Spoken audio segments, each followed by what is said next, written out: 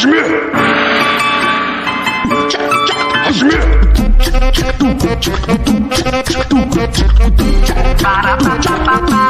papo reto, se liga aí no que eu vou dizer.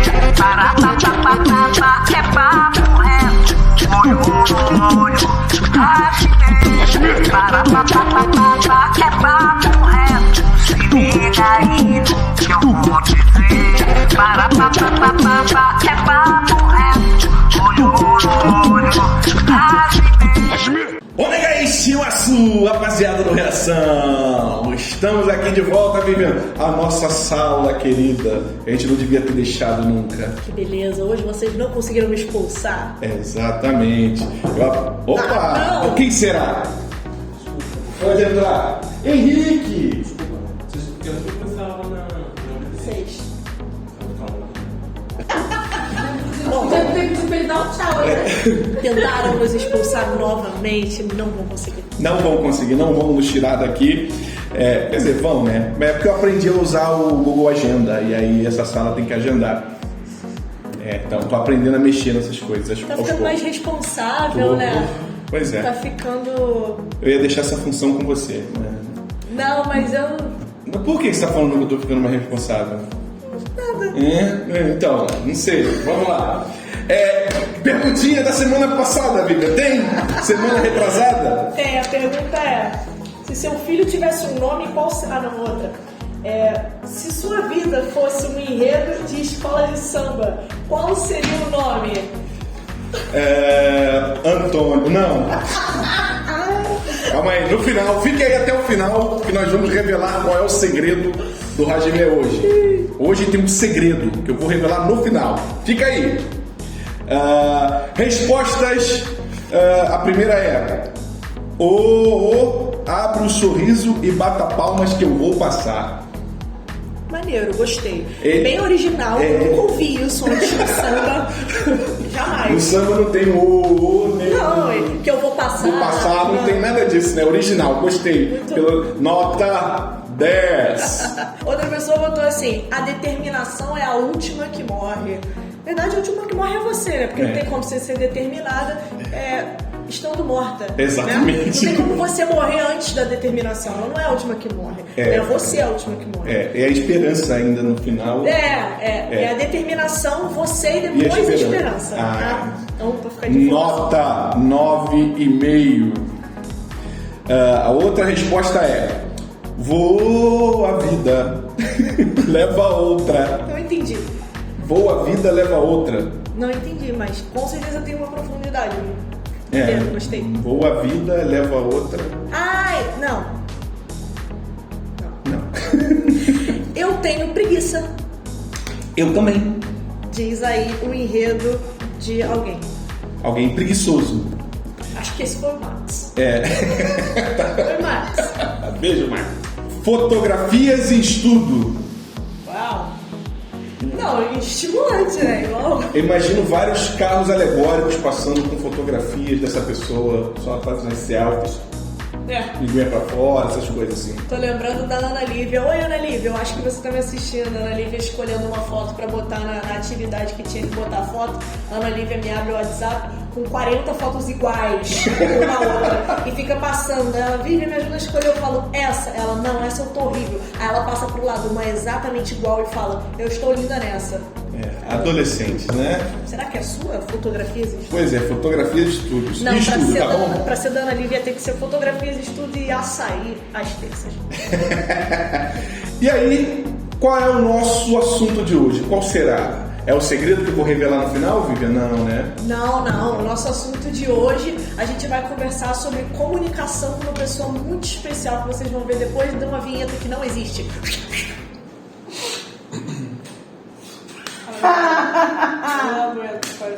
Onegaíssima sua, rapaziada do Reação! Estamos começando mais um Hajime Livecast. Não ia ser só o negócio, sair depois.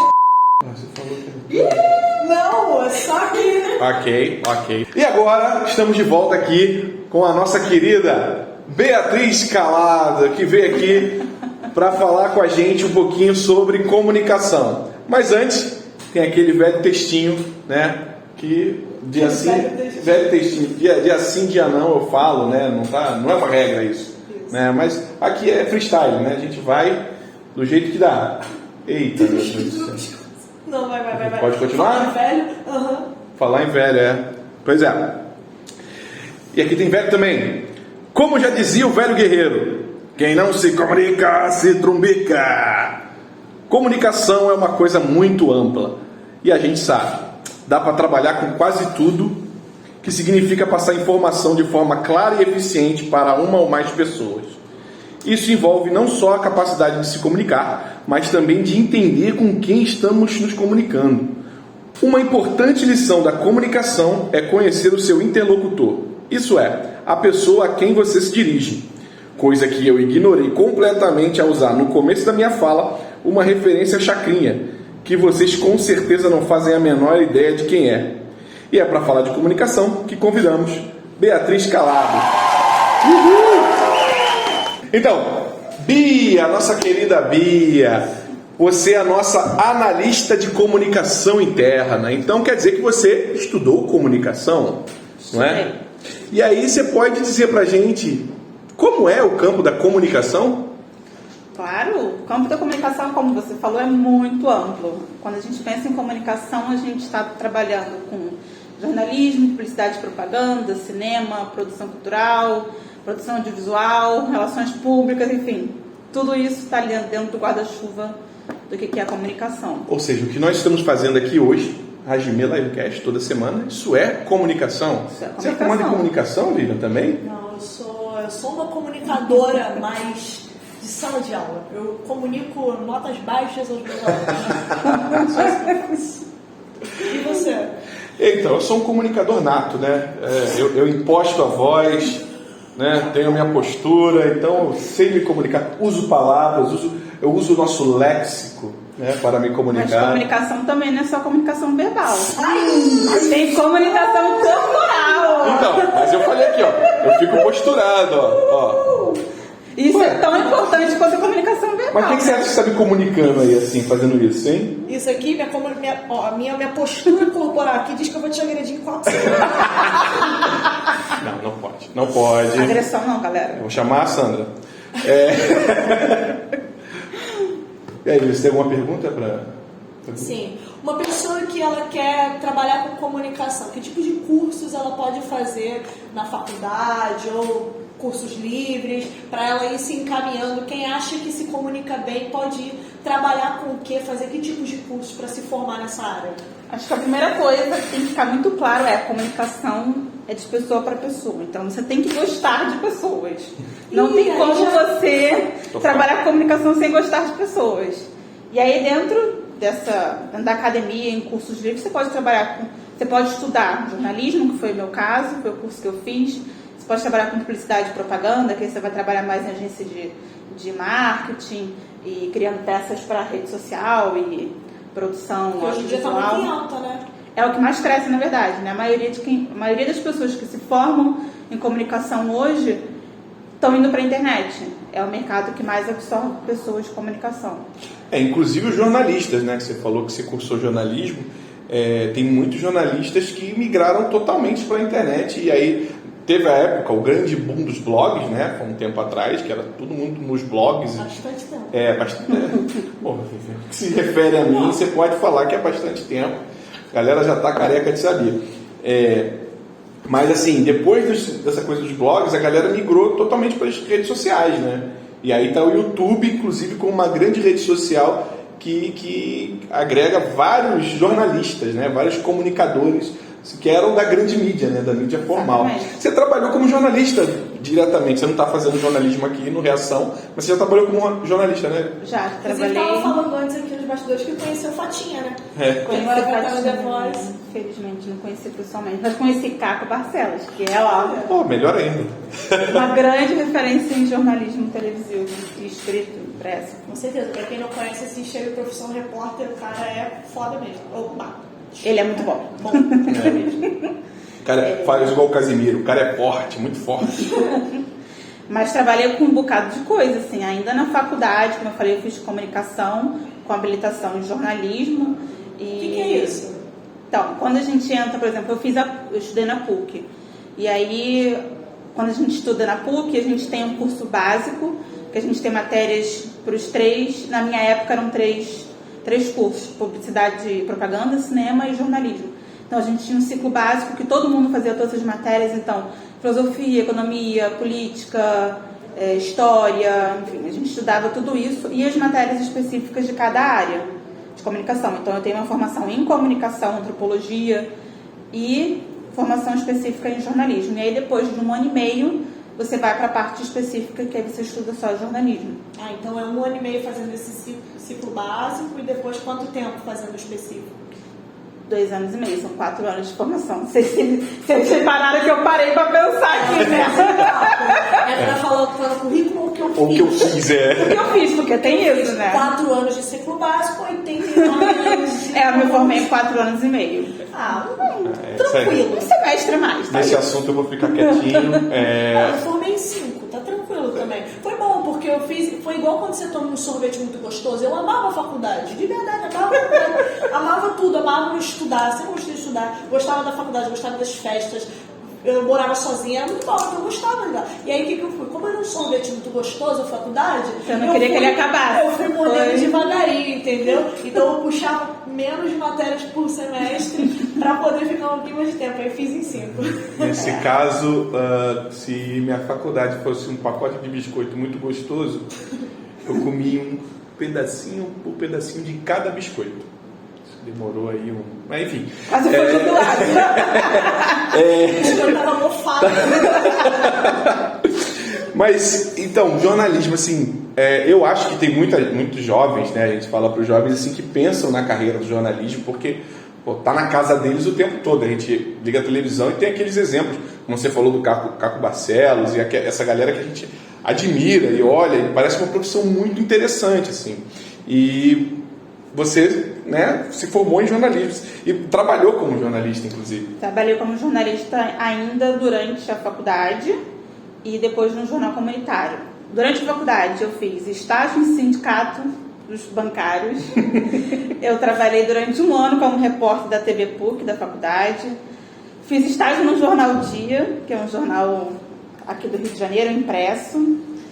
Trabalhei na prefeitura, na área de Secretaria de Educação, e fiz assessoria de imprensa do espetáculo da Via Sacra da Rocinha. É um espetáculo grande que a gente tem aqui na Rocinha na época da Páscoa, e eu acho que foram esses Assessoria de os meus imprensa é aquela que estágios. escreve quando dá merda, né? É quem pauta a imprensa, por exemplo. Se a gente está fazendo esse evento aqui, vai ter o Interreação, vai ter o Festival da Educação. E a gente quer que isso saia na mídia. A gente quer que a mídia venha aqui, cubra, ou dá uma notinha, escreva, passe um videozinho curtinho. Então a gente escreve um texto, geralmente manda algumas fotos de arquivo, ou um videozinho de arquivo, e envia para a imprensa, envia para os jornalistas. E aí, se eles se interessarem, eles vêm no evento e cobrem. E aí sai na TV Globo, na Band, enfim, na internet. Que chique. É chique demais, né? Deixa eu te perguntar um negócio. Como é que é assim o caminho de um acontecimento virar uma notícia, tipo num jornal? Como é que acontece esse caminho? Tem um interesse público e um interesse do público, né? Tem critérios de noticiabilidade, né? Então, cada veículo tem o seu critério de noticiabilidade, mas em geral... Ou seja, o que é importante ou O não que é se importante noticiar? aquilo dali? Aquilo dali é uma pessoa pública? Em relação a uma pessoa pública? Se for, já é um dos critérios, né? Tanto que às vezes a gente vê um monte de notícia aí de famosos que Caetano estacionou o carro no Leblon. Isso não diz nada pra gente, não interfere nada na nossa vida. Rapidinho, editor, bota por favor essa notícia agora na tela. Vocês viram a relevância? Pois é. Mas até me perdi, tá vendo? Desculpa. Com esse meme clássico Da aqui. noticiabilidade. Tem essa questão do interesse público e do que é relevante para a comunidade como um todo. Então, a gente trabalha muito dia a dia. A gente diz, por exemplo, uma das áreas que eu mais tinha interesse durante a faculdade, que eu queria ter trabalhado, era com jornalismo, não é de favela, jornalismo popular. Sabe a Suzana Naspolini, que aparece comunitário, que aparece no RJ Agenda de velocípede. TV, só pra velhinha de era boa. aquilo dali que eu queria fazer. Gosta Eu muito acho da o máximo. Mas daquele jeito ali, daquele jeito dali pra baixo, meu filho. Eu tenho minhas críticas ao modelo da Suzana Naspolini. Não a crítica à repórter em si, eu acho ela incrível, inclusive ela está afastada, né, com motivo de doença. Com câncer.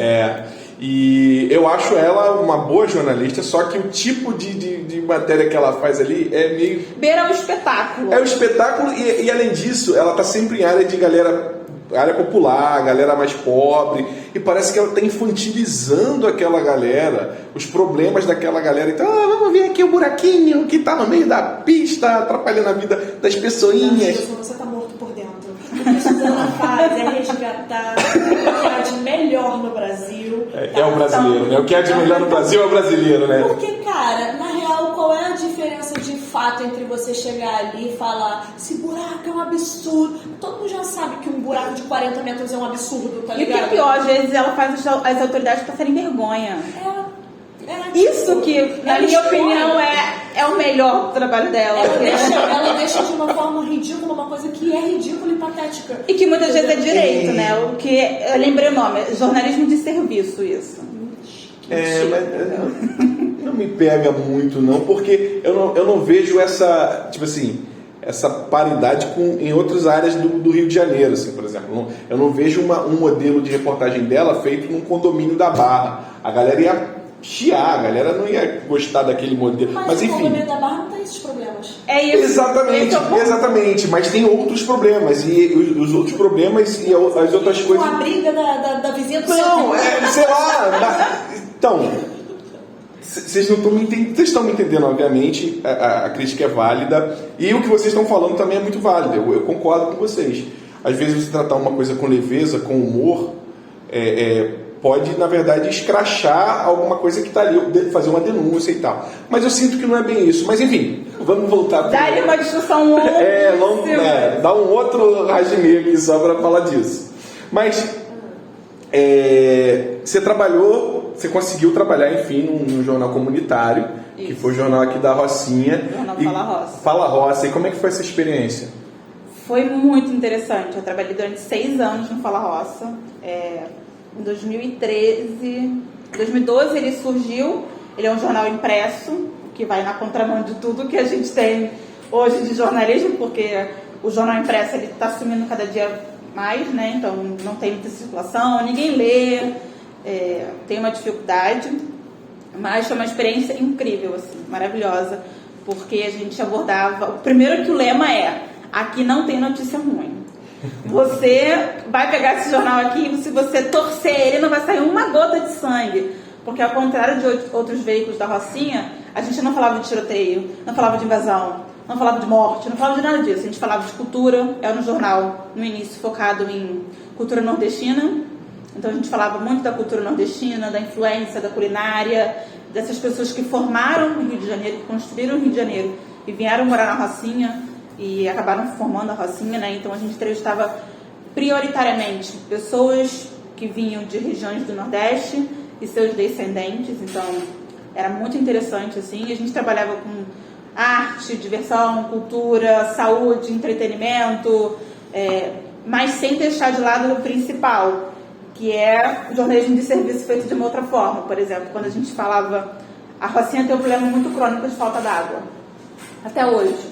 E aí eu me lembro que, sei lá, acho que em 2015 a gente fez uma matéria que era 50 anos da luta pela regularização da água encanada. Isso não é resolvido até hoje. O saneamento básico na Rocinha também não é resolvido até hoje. Então a gente sempre abordou esses temas que eram de interesse da comunidade de uma outra forma, que não era pelo espetáculo, né? Que é o que a gente estava discutindo aqui em relação a Suzana. Mas foi uma experiência riquíssima. A gente ganhou prêmios, a equipe continua fazendo coisas maravilhosas. Agora é uma associação de comunicação formal, assim, tem emprego, gera emprego para a população. É muito bacana. E todo mundo que trabalha no Fala Roça mora na Rocinha? Já morou. Hoje eu não sei como é que está a equipe, mas eu sei que tem pessoas que trabalham no Fala Roça e que moram fora. Uma das fundadoras é a Michelle, hoje ela está morando em Londres. Mas ela foi moradora Todos os moradores da Rocinha. Aquela questão do crime. Diferença? Total, porque é de dentro para dentro. Não é uma lógica imperialista que vai falar o que a gente tem que falar aqui, fazer tal coisa, né? Porque eu ia te perguntar isso, quando eu perguntei assim do que é notícia e tal, porque muitas vezes eu acho que as pessoas acabam não se sentindo tão representadas pela mídia como um todo, por isso, né? Porque às vezes a mídia, o jornal, o RJ, o Jornal Nacional não fala dos problemas que afligem essas pessoas diretamente, né? Então, tipo, por isso que eu te perguntei essa parada, quem escolhe o que vira notícia? Né? Porque tem essa coisa. Será que aqui pra Rocinha falar sei lá, da guerra da Ucrânia é a coisa mais importante para se ouvir hoje? Né? Com certeza não. Tenho minhas dúvidas inclinada pro não, né? Esse trabalho de editoria que Você vai beber esse suco? Não, pode pegar. Opa, obrigada. Adoro suquinho, Júlia.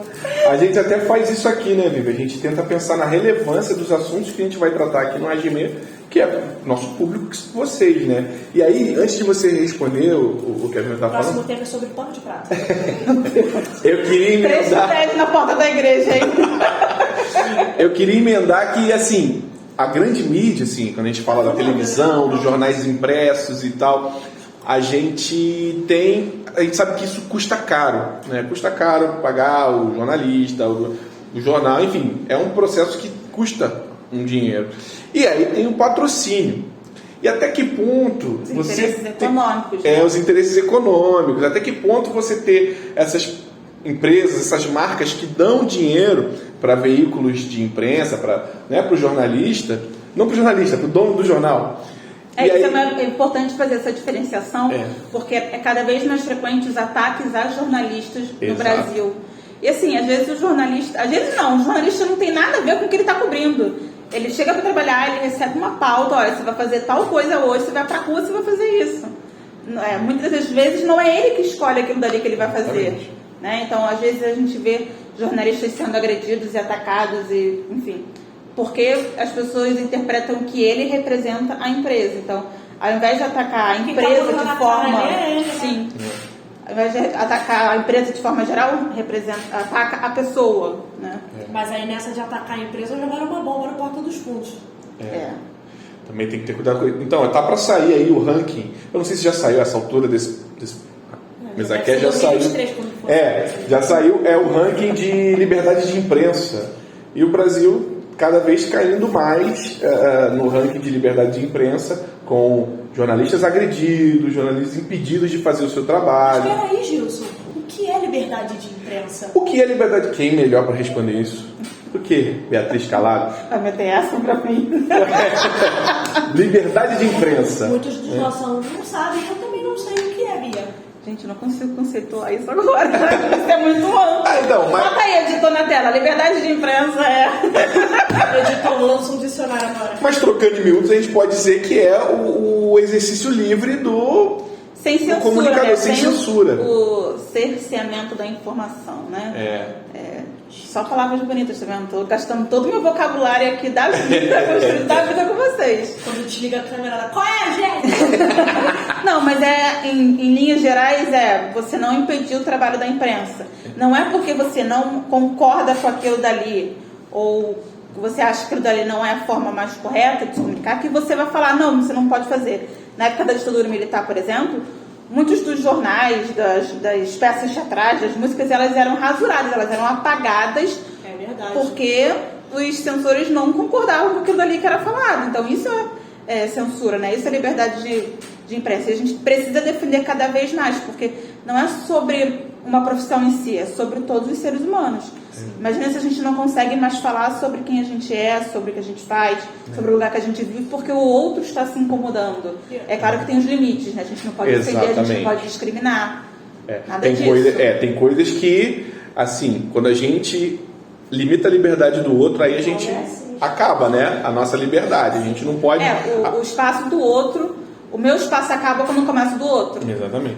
São questões que estão aí no ar, por exemplo. A gente teve alguns casos, tanto de uma imprensa mais livre, né, trabalhando, indo lá, né, numa marca uma marca que patrocina muitos veículos de imprensa, e nenhum veículo de imprensa formal lançou essa notícia, mas a agência pública, né, que a agência pública lançou uma matéria sobre uma grande empresa que estava desmobilizando os trabalhadores daquela empresa, né?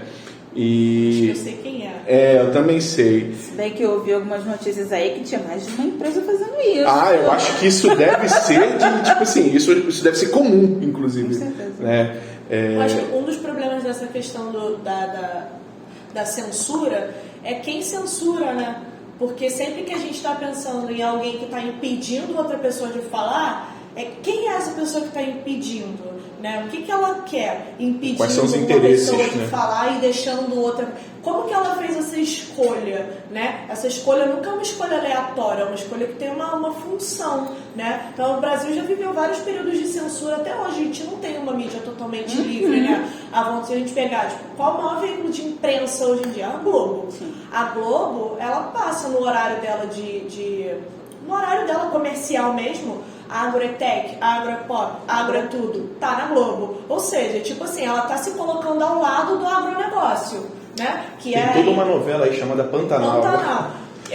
Agora tocou na que a graça toda lá da cena foi o garoto que era vegano chegando, né? Ou seja, você acha que a Globo vai falar que o agronegócio é o modelo de produção mais insustentável do planeta? Óbvio que ela não vai falar isso. Ela vai falar que 90% do desmatamento da Amazônia é causado pelo gado? A Globo nunca vai falar isso. E é um dos maiores veículos de imprensa, é o maior veículo de imprensa do Brasil. Então, assim... América Latina, né? Um dos maiores da América Latina. Pronto, é um conglomerado enorme. É complicado. A gente tem um problema ambiental seríssimo no Brasil hoje que não é tocado de forma nenhuma pelo maior veículo de comunicação da América Latina. Olha só quão grande é isso que a gente está falando, né? Então, a censura, muitas vezes, ela não é um general chegar e baixar o negócio e falar, não, pode. Às vezes, pior do que isso, eu acho que é uma censura que não é dita, né?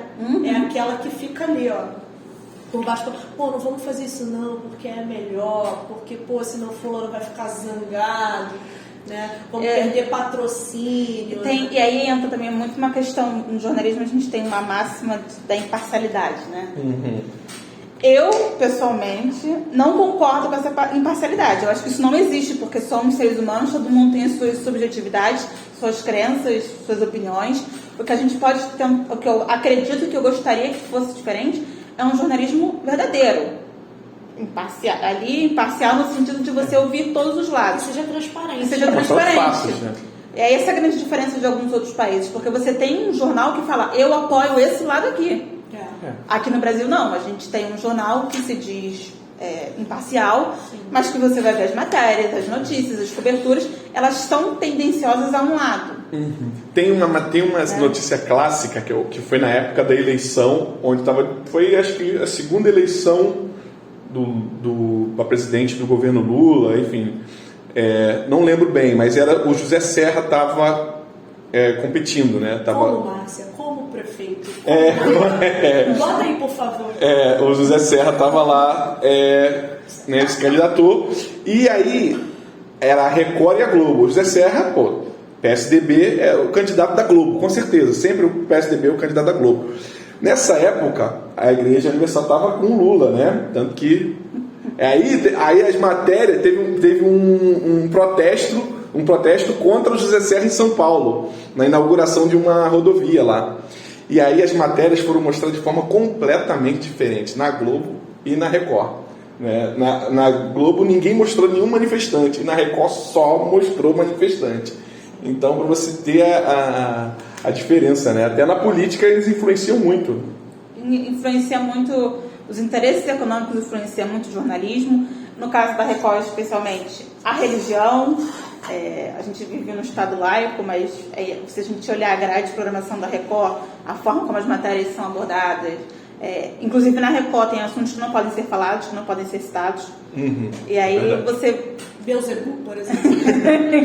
Pode. E aí você começa a observar, né, o caminho que o jornalismo vai levando. E aí, se você for considerando todo esse processo de globalização, essa evolução da internet e tudo mais, como é que alguns jornalistas que estavam nessa mídia tradicional, que foi o que você falou, foram assim, dessa mídia tradicional, que estavam nesta mídia tradicional, foram se encaminhando para espaços mais livres, em que eles pudessem ser eles mesmos.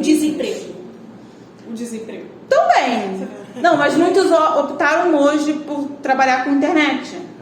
Né? Tem alguns que trabalham... muitos que trabalham no Twitter. Então, aí a de Ferrer é uma das que eu sigo, por exemplo, só para citar um exemplo, né? Porque ela está cobrindo uma coisa como a guerra na Ucrânia, que é uma coisa complexa, e ela cobre de uma forma muito boa, com muita informação, através de fios de Twitter. Uma coisa, a gente está falando de guerra, estava falando em relação à guerra da Ucrânia, e aí eu fiquei pensando aqui no que a Vivian falou em relação às pessoas não se sentirem representadas, moradores de favela, de comunidade, de periferia, não se sentirem representados nas mídias tradicionais, porque elas não se veem naquilo dali que é noticiado. E eu fiquei pensando como é que a gente poderia, por exemplo, abordar a guerra na Ucrânia, ou, enfim, o caos que a gente vive econômico hoje, para dia a dia dessas famílias, né? Então a gente poderia falar sobre o preço dos alimentos, o quanto essa guerra impacta no bolso do brasileiro que ganha um salário mínimo. É transformar uma pauta muito macro no micro, né? Excelente. E aí, Bia, pra gente acabar... Sabe muito. Queria saber o que você faz aqui no Reação. Eu sou dona do Reação. Parece, faz de tudo aqui no Reação. E aí, qual é a sua função aqui, o que você faz e como nossos queridos alunos de OB 4 e OB 5 podem ajudar no seu trabalho? Então, eu tô no Reação... O Pix, é claro, 150, mentira, eu vou mandar não. Bota aí, editor. O Pix tá passando na tela agora. Eu tô no Reação vai fazer 4 anos e eu já fiz um pouco de tudo, assim, dentro da área de comunicação. Quando eu entrei, eu fazia todas as matérias que a gente ia pro site, pro Facebook, cobria os eventos. Isso, em termos de cobrir, produzir todas as peças, ajudar a fazer compras, montar o evento, playlist, som, microfone, tirar foto, fazer vídeo. É você que enche os eventos de Dua Lipa? Sou eu. Ah, tá bom. Então. Eu gosto de Isa também. Então eu cubro muitos os eventos internos, escrevia para as redes sociais do Reação até ano passado, falava com parceiro, recebia parceiro, enfim, tudo que a área de comunicação fazia, cobria as atividades da educação, do judô e dos outros programas. E aí, no ano passado, eu fiz uma transição de carreira aqui dentro do Reação e agora eu trabalho focado mais nos colaboradores. Então, eu trabalho na área interna de comunicação do Reação. Então, a gente tem como se fosse um Facebook só para os colaboradores aqui, é onde eu coloco todas as notícias, informes, ajudo e auxilio, né, as palestras online e presenciais, os eventos. Continuo cobrindo todos os eventos que a gente tem, então, eventos do Valor, Troca de Faixa, Festival de Educação, Festa Literária, tem um Hey Hand Solo e tudo mais que vier por aí. Quando tem um parceiro que vem aqui, eu vou lá, tiro foto, faço umas anotações. E aí, todo esse material ele é direcionado para essa rede social do colaborador, né, que é o Workplace, e para os canais de comunicação, que a gente tem o mural interno para os colaboradores, a gente tem um mural, especificamente aqui na Rocinha, que fica ali perto da sala da Ludmilla, que é um mural externo, onde tem as notícias, os aniversariantes do mês, tudo isso. Nos outros polos a gente também tem esse mural, então vocês procurem aí onde é que fica o mural com os aniversariantes do mês, que sou eu que faço. E eu também estou trabalhando direto com pessoas de performance e a gestão na parte de diversidade e inclusão aqui dentro do Reação. Então, eu estou me especializando nisso e aí a gente está estudando e implementando algumas coisas para tornar o Reação ainda mais diverso e inclusivo. Esse é coisa pra caramba. Ufa! Nosso querido Theo. O Theo. Trabalha muito. Ela tem uma identidade nas redes. Secreta, é o Theo. Muito obrigado, Bia, pela sua participação.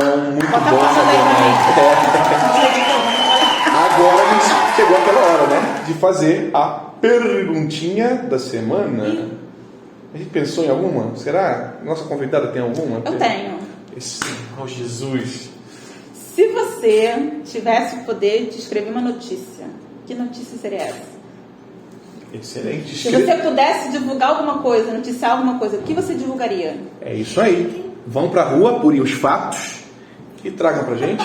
Escrevam uma notícia ali, ó. Eu já falei notícia de Twitter, então vocês têm um espacinho. Vocês têm um espacinho de tipo um Twitter ali Um tweet. Tipo um tweet, tipo um tweet Idosa. ali na resposta. Então, manda uma notícia pra gente ali, tá? Que a gente vai ler na próxima. Valeu, galera. Tchau, tchau. Soremade. Bom, Soremadeu, caramba, Gilson, a gente esqueceu de falar o segredinho, né? Deixa eu falar, cara. Deixa eu falar. Não, gente, o segredo do Gilson, se ele não contar, eu vou contar, ninguém me segura. Não, peraí, tá bom. O segredo é que eu vou ser papai. Estamos aí, estamos grávidos, ó, dá pra ver pela minha barriga. A mãe não sou eu, gente. Não é a Vivian, relaxa. Minha esposa está grávida, nós teremos um lindo filho. Chamado? Antônio Pereira Jorge, parece nome de técnico do Fluminense, assim, tipo, contratamos Antônio Pereira Jorge. Então é o nome do pai dela. Ou Antônio. se ele for, tipo, matador, vai ser Tonhão. Tonhão. Nome de matador também. Prendemos aqui o matador Antônio Pereira Jorge, conhecido como Tonhão do Terreirão. É esse nível de nome que a gente gosta, assim. Ai, seja muito bem-vindo, Antônio, futuro Obi-Wan aí. Valeu. Beijo, gente. Até semana que vem.